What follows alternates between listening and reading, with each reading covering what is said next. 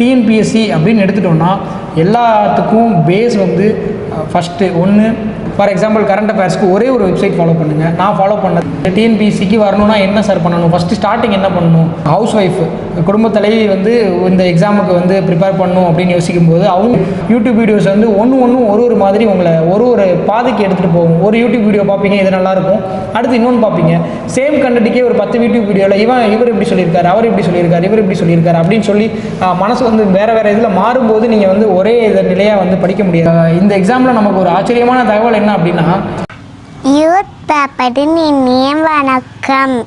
மறக்காமல் சப்ஸ்கிரைப் பண்ணுங்கள், பக்கத்தில் இருக்க பெல் ஐகானை கிளிக் பண்ணுங்கள். தேங்க்யூ. அனைவருக்கும் வணக்கம். என்னோடய பேர் பிரபு முருகேசன். இப்போ நடந்து முடிந்த 2019 குரூப் 1 தேர்வில் தேர்ச்சி பெற்று துணை கண்காணிப்பாளராக பெற்று வருகிறேன். டிஎன்பிஎஸ்சிக்கு வரணும்னா என்ன சார் பண்ணணும், ஃபஸ்ட்டு ஸ்டார்டிங் என்ன பண்ணணும், நான் இப்போ தான் வந்து பிஏ முடிச்சிருக்கேன், பிஎஸ்சி முடிச்சிருக்கேன், எனக்கு ஃபஸ்ட்டு என்ன பண்ணணும்னு சொல்லுங்கள் அப்படின்னு சொல்லி நிறைய பேர் கேட்குறது உண்டு. இதுக்கு என்ன அப்படின்னா, முதல்ல வந்து நம்ம உங்களுடைய கனவு வந்து எங்கே வேணாலும் ஆரம்பிக்கலாம். நீங்கள் 12th முடிச்சோன்னு இருக்கலாம், இல்லை நீங்கள் படிச்சுட்டு இருக்கும்போது வந்துருக்கலாம், இல்லை படித்து முடிச்சதுக்கப்புறம் வேலையே கிடைக்காம கூட நீங்கள் டிஎன்பிஎஸ்சியை வந்து ஒரு இதாக சூஸ் பண்ணியிருக்கலாம். ஸோ அந்த மாதிரி சமயத்தில் நீங்கள் படித்து முடித்ததுக்கப்புறம் ஃபஸ்ட்டு நீங்கள் என்ன பண்ணணும் அப்படின்னு பார்த்தீங்கன்னா, டிஎன்பிஎஸ்சியில் என்னென்ன எக்ஸாம்ஸ் இருக்குன்றதை நீங்கள் முதல்ல தெரிஞ்சுக்கணும். டிஎன்பிஎஸ்சினா என்ன, தமிழ்நாடு பப்ளிக் சர்வீஸ் கமிஷனில் என்னென்ன எக்ஸாம்ஸ் கண்டக்ட் பண்ணுறாங்க, என்னென்ன எக்ஸாம் படித்தா எந்தெந்த போஸ்டிங் வந்து கிடைக்கும், எந்தெந்த எக்ஸாம் வந்து அதாவது சிங்கிள் ஸ்டேஜ் எக்ஸாம், எந்தெந்த எக்ஸாம் வந்து 3 ஸ்டேஜ் கிளியர் பண்ணணும், இது எல்லாத்தையுமே நீங்கள் தெரிஞ்சு வச்சுக்கணும். இப்போ சொல்லணுன்னா group 4 VAO, group 2A single exam, ஒரே எக்ஸாமு. நீங்கள் அதில் குவாலிஃபிகேஷன் மார்க்ஸ் எடுத்தீங்க அப்படின்னா, குவாலிஃபை ஆகிட்டிங்கன்னா உங்களுக்கு அதில் போஸ்டிங். அதே மாதிரி group 2 interview post 3 stage, preliminary, mains, interview. இந்த 3 ஸ்டேஜையும் கிளியர் பண்ணால் தான் நமக்கு வேலை. குரூப் 1 அதே மாதிரி தான், ப்ரிலிமினரி, மெயின்ஸ், இன்டர்வியூ 3 ஸ்டேஜை கிளியர் பண்ணால் தான் வேலை. ஸோ இப்போ டிஎன்பிஎஸ்சியில் இந்த எக்ஸாம்ஸ்லாம் கண்டக்ட் பண்ணுறாங்க. இதை தாண்டி நிறைய எக்ஸாம்ஸ் கண்டக்ட் பண்ணுறாங்க. ஃபார் எக்ஸாம்பிள் வந்து டெக்னீஷியன், லேப் டெக்னீஷியனாக இருக்கட்டும், இன்ஜினியரிங் ரிலேட்டட் எக்ஸாம்ஸாக இருக்கட்டும், அது மாதிரி டிஎன்பிஎஸ்சியில் யூனிஃபார்ம் சர்வீசஸ் போர்ட்லேயும் நிறைய எக்ஸாம்ஸ் கண்டக்ட் பண்ணுறாங்க. ஸோ எந்த எக்ஸாமுக்கு நம்ம போக போகிறோம் அப்படின்றத வந்து தெளிவுபடுத்திக்கணும். ஃபார் எக்ஸாம்பிள் இப்போ போலீஸ் கான்ஸ்டபிளாக போக போகிறோம், போலீஸ்லேருந்து வரணும் அப்படின்னா டிஎன்யூஎஸ்ஆர்பி நடத்துகிற கான்ஸ்டபிள் எக்ஸாம், பிசி எக்ஸாமில் நம்ம அப்பியர் ஆகி எழுதணும். ஸோ இது எல்லாத்தையுமே தெரிஞ்சுக்கணும். ஒரு எக்ஸாம் எழுத போகிறோம் அப்படின்னா அந்த எக்ஸாமை பற்றின ஃபுல் டீட்டெயில்ஸ் வந்து நம்ம முதல்ல தெரிஞ்சுக்கணும். அந்த ஃபுல் டீட்டெயில்ஸ் எங்கே இருக்கும் அப்படின்னு பார்த்தீங்கன்னா, கவர்மெண்ட்டோட வெப்சைட், ஆத்தென்டிகேட் வெப்சைட்ஸுக்கு போங்க. நமக்கு டிஎன்பிஎஸ்சி ரிலேட்டட் இன்ஃபர்மேஷன் வேணும்னா வேறு ஏதோ ஒரு வெப்சைட்டில் போய் டிஎன்பிஎஸ்சி பற்றி தேடுறதுக்கு TNPSC.gov.in எல்லா இன்ஃபர்மேஷனும் இருக்கும்.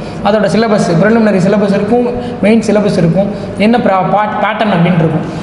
நீங்கள் இப்போ என்ன பண்ணுவோம் அப்படின்னா, வேறு ஏதோ ஒரு இதில் போய் பார்க்கும்போது ஏதாவது ஒன்று மிஸ் பண்ணிடுவோம். நம்ம ஃபார் எக்ஸாம்பிள் வந்து இந்த இன்ஸ்ட்ரக்ஷனை வந்து தெளிவாக படிக்காமல் ஏதோ ஒரு தப்பு பண்ணுறதுக்கு வாய்ப்பு இருக்குது. ஸோ அந்த அத்தென்டிகேட் வெப்சைட்டில் போய் நீங்கள் டவுன்லோட் பண்ணி அதை படிக்கும்போது எல்லா டீட்டெயில்ஸுமே உங்களுக்கு தெரிஞ்சிடும். அதுதான் உங்களுக்கு முக்கியமான தகவல்.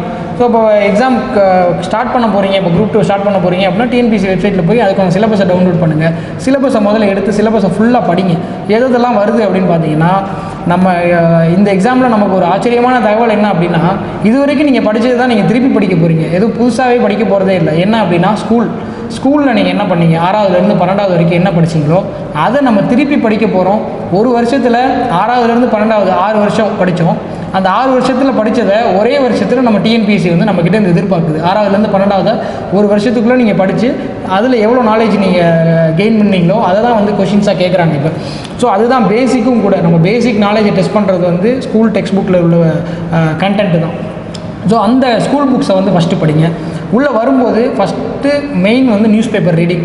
ஒரு நியூஸ் பேப்பர் எடுத்து படிக்க ஆரம்பிச்சிருங்க. தமிழில் இருக்கவங்க தமிழ் இந்து ஆர் தினமணி, உங்களுக்கு எந்த பேப்பர் வந்து உங்களுக்கு இதாக இருக்கோ அதை பார்த்து படிச்சுக்கலாம். இங்கிலீஷ் இந்து படிக்கலாம்.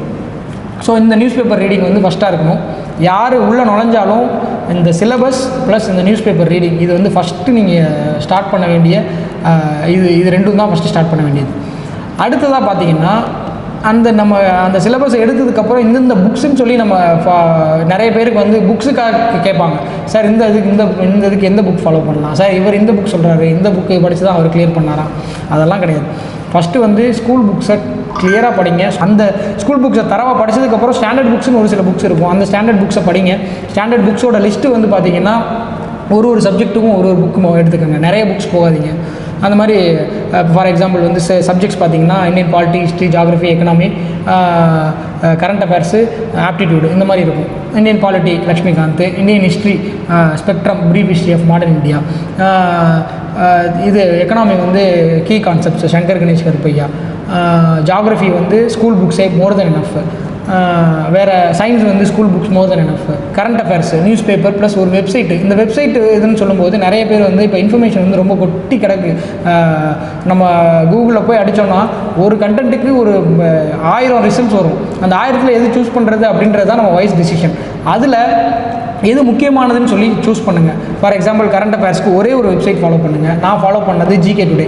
ஜிகே டுடேலே உங்களுக்கு கொஷின்ஸும் வரும். அந்த கொஷின்ஸை சால்வ் பண்ணுறதுக்கு ஒரு ஆப்பர்ச்சுனிட்டி கிடைக்கும். அந்த ஒரே இதில் நீங்கள் அந்த ஒரே இதில் ஸ்டிக் பண்ணிக்கிட்டீங்க அப்படின்னா அதுவே போதும். நிறைய வெப்சைட்ஸ் ஃபாலோ பண்ண என்னன்னா ஒன்றை விட ஒன்று பெட்டராக நமக்கு தெரிஞ்சுக்கிட்டே இருக்கும். இப்போ ஜிகே டுடே விட்டுட்டு ஏதோ ஒரு ஜிகே வெப்சைட்ஸ்க்கு போகிறீங்க அப்படின்னா இதை விட அது நல்லா பார்க்கும்போது அட்ராக்டிவாக இருக்கும், பெட்டராக இருக்கும்.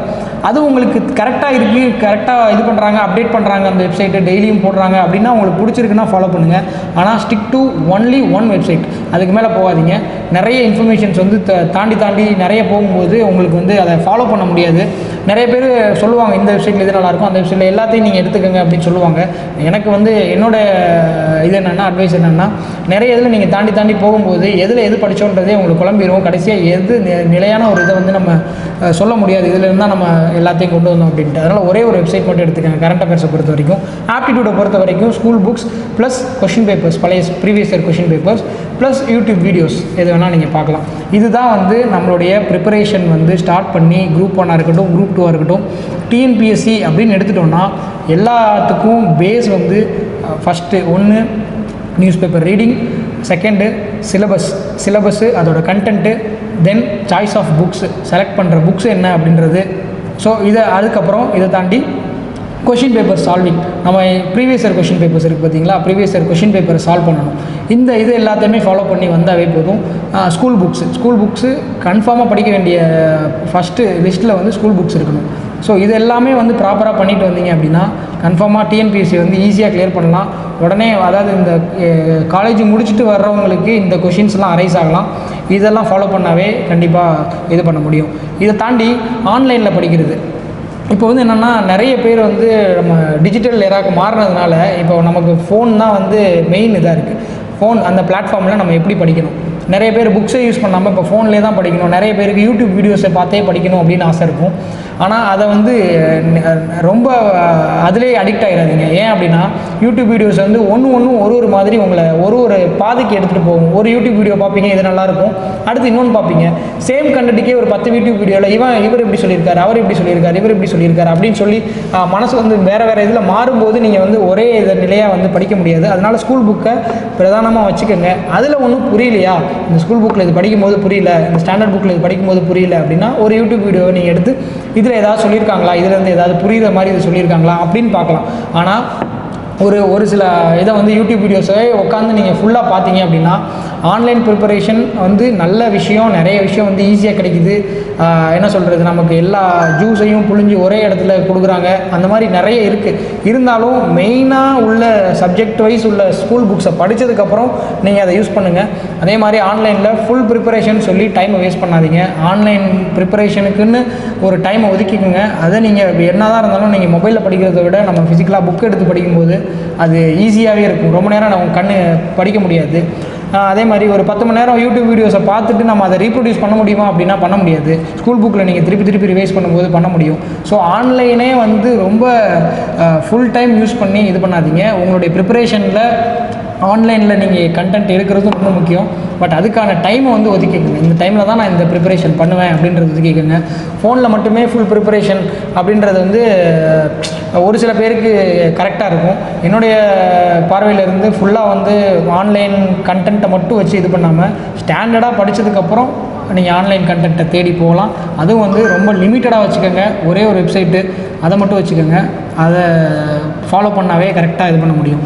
அதே மாதிரி நம்ம இந்த டைமில் வந்து ஆன்லைன் ப்ரிப்பரேஷனும் ரொம்ப முக்கியம். ஏன் அப்படின்னா நம்ம வெளியில் போய் படிக்க முடியாத சமயம், நிறைய வந்து கண்டென்ட் வந்து ஆன்லைனில் கிடைக்கும், நிறைய புக்ஸ் வந்து வெளியில் போய் வாங்க முடியாது, அந்த மாதிரி இருக்கும். ஸோ அந்த மாதிரி சமயங்களில் வந்து ஆன்லைனில் நீங்கள் ரிலை பண்ணி தான் ஆகணும். ஸோ வெப்சைட்ஸை ரிலை பண்ணி தான் ஆகணும். அந்த இதில் வந்து ரொம்ப மினிமல் என்னுடைய இது எப்படின்னா பார்த்தீங்கன்னா எப்போவுமே வந்து ரொம்ப கம்மியாக இருக்கணும் அப்படின்னு தான் நினைப்பேன். நான் ஒரு புக்கையுமே வந்து 100 பேஜ் இருக்குன்னா அதை 10 பேஜில் கொண்டு வந்து படிக்கணும் அப்படின்றது நினைக்கிறதுனால நான் வந்து எல்லா கண்டென்ட்டையுமே ரொம்ப கம்மியாக இருக்கணும். நம்ம பார்க்கும்போது அது வந்து பெருசாக தெரியக்கூடாது, நம்ம படிக்கும்போது அது ரொம்ப சின்னதாக இருந்து மைண்ட் செட் பண்ணோம் அப்படின்னா 10 நாள் படிக்கக்கூடிய கண்டென்ட்டை கூட நம்ம 1 நாள் 2 நாளில் படிச்சிட முடியும். அதனால் எய்ம் பிக், ரொம்ப அதாவது நீங்கள் எய்ம் பண்ணுறது பெருசாக இருக்கணும். நீங்கள் படிக்கிறது இது எல்லாமே வந்து ரொம்ப வந்து ஷார்ட்டாக இருக்கணும். ரொம்ப ஸ்வீட்டாக நீங்கள் ஷார்ட் அண்ட் ஸ்வீட்டாக படிக்கும்போது ஈஸியாக வந்து கண்டிப்பாக அந்த என்ன சொல்கிறது, இந்த 10 பேஜ் அப்படின்னு நான் பேஜ் கணக்கிலே பேசிகிட்டு இருக்கேன். ஏன் அப்படின்னா அந்த மாதிரி தான் என்னோடய ப்ரிப்பரேஷன் இருந்தது. 100 பேஜை வந்து 10 பேஜ் ஆக்கணும், 5 பேஜ் ஆக்கணும், அதுக்குள்ளே கண்டென்ட்டை சுருக்கணும் அப்படின்ற இதில் இருந்ததுனால கண்டென்ட்டை வந்து எவ்வளோக்கு எவ்வளோ சுருக்குறீங்களோ அப்போ வந்து உங்களுக்கு ஈஸியாக வந்து வெற்றி வாய்ப்பு அதிகமாக இருக்கும். அந்த கண்டென்ட்டை திருப்பி ரிவைஸ் பண்ணுங்கள். கண்டென்ட்டை சுருக்கிறது மேட்டர் இல்லை, கண்டென்ட்டை சுருக்கி அந்த கண்டென்ட்டை திருப்பி ரிவைஸ் பண்ணுங்கள். ஹவுஸ் ஒய்ஃப், குடும்ப தலைவி வந்து இந்த எக்ஸாமுக்கு வந்து ப்ரிப்பேர் பண்ணணும் அப்படின்னு யோசிக்கும்போது அவங்க என்னென்ன பண்ணலாம், என்னென்ன இடர்பாடுக்கு இடையில இந்த பிரச்சனைகளுக்கு இடையில் எப்படி இதை வந்து நம்ம படிக்க முடியும் அப்படின்றதுக்கு ஒரு டைம் ஃப்ரேம் வச்சுக்கோங்க. நமக்கு வந்து எப்படின்னா உங்களுக்கு ஸ்டாண்டர்ட் டைம்ன்றது வந்து நீங்கள் ஒதுக்கிக்கலாம். சப்போஸ் அந்த ஸ்டாண்டர்ட் டைம் கிடைக்காமலும் போகலாம். நீங்கள் படிக்கணும்னு நினைக்கும் போது குழந்தை அழுகலாம், இல்லை ஹஸ்பண்டுக்கு ஏதாவது நீங்கள் சப்போர்ட் பண்ண மாதிரி இருக்கும், நிறைய இப்போ டிஸ்ட்ராக்ஷன்ஸ் வரும். இதெல்லாம் நீங்கள் அவாய்ட் பண்ணுறதுக்கு குறிப்பிட்ட டைம் கண்டிப்பாக கிடைக்கும். குழந்தை தூங்குகிற டைமாக இருக்கலாம், நீங்கள் படிக்கிற டைமு, ஹஸ்பண்ட் ஆஃபீஸ் போகிற டைமாக இருக்கலாம், ஹஸ்பண்ட் வேலைக்கு போகிற டைமாக இருக்கலாம். அந்த மாதிரி சமயத்தை வந்து கரெக்டாக யூஸ் பண்ணுங்கள். நீங்கள் அதே மாதிரி டெய்லி ரொட்டீனை வந்து இந்த டைமில் தான் படிப்பேன் அப்படின்னு உங்களால் அது சொல்ல முடியாது.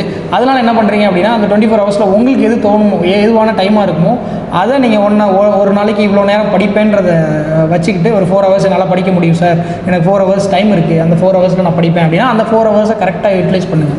அந்த 4 ஹவர்ஸ் டெய்லி படிங்க. எந்த டைமாக இருந்தாலும் சரி, எப்படி இருந்தாலும் சரி, அந்த 4 ஹவர்ஸை கரெக்டாக படிங்க. பிளான் பண்ணுங்கள்.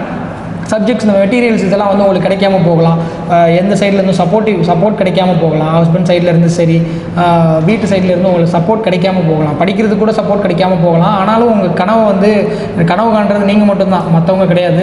உங்கள் கனவை வந்து அழிச்சிக்காதீங்க. யாருக்காகவும் உங்களுக்கு ஒரு ஆசை இருக்குது அப்படின்னா அதை கண்டிப்பாக பண்ணுங்கள்.